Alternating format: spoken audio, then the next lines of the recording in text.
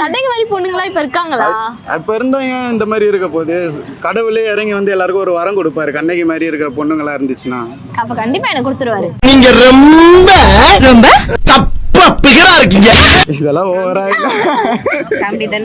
இல்ல நிஜமாலே கொடுப்பாரு. சரி, அந்த பொண்ணு இப்ப விட்டு போயிட்ட அப்புறம் ஏதாவது ஒரு ரிலேஷன்ஷிப்குள்ள போனீங்களா? அத வேற ஞாபகப்படுத்திட்டீங்க. நெஞ்சமெல்லாம் பொண்ணு அறக்கு தம்பி. போவே பிடிக்கல சொல்ல போனா. ஆனா அவங்க அசால்ட்டா போயிட்டு இருக்காங்களே. ஒரு நாள் கூட அவளை பார்த்தா போயிட்டு இருக்காங்க. அதுதான் ஒண்ணுமே புரியல என்னன்ட்டு. ஆனா என்ன காரணத்தினால போனாங்க? உண்மையான காரணங்கள் என்ன? உண்மையான காரணம்னு பாத்தீங்கன்னா காசு தான் இப்போதைக்கு ஃபுல்லாவே.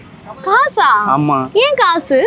காசு இருந்தால் தான் இது இந்த மாதிரி மேக்கப்லாம் போட்டுக்கின்னு சுற்றலாம். யாருன்னா காசு கொடுத்தாங்கன்னா பாய் ஃப்ரெண்டை கரைன்னு கரைச்சிட்டு எவ்வளோ கரைக்க முடியுமோ கரைச்சிட்டு யாருன்னா வாங்கி தரீங்க. ஏங்க கூட இருக்கிறேன்னு பொய்ய சொல்றாங்க. அப்போ வாங்கி தராம எப்படிங்க இருப்பாங்க? நாங்களாம் அப்படிதான் பசங்களை யூஸ் பண்ணிப்போம். பொண்ணை பக்கத்துனா பொறுக்கிய பத்தி விட்டுருக்காங்க. அப்போ நாங்க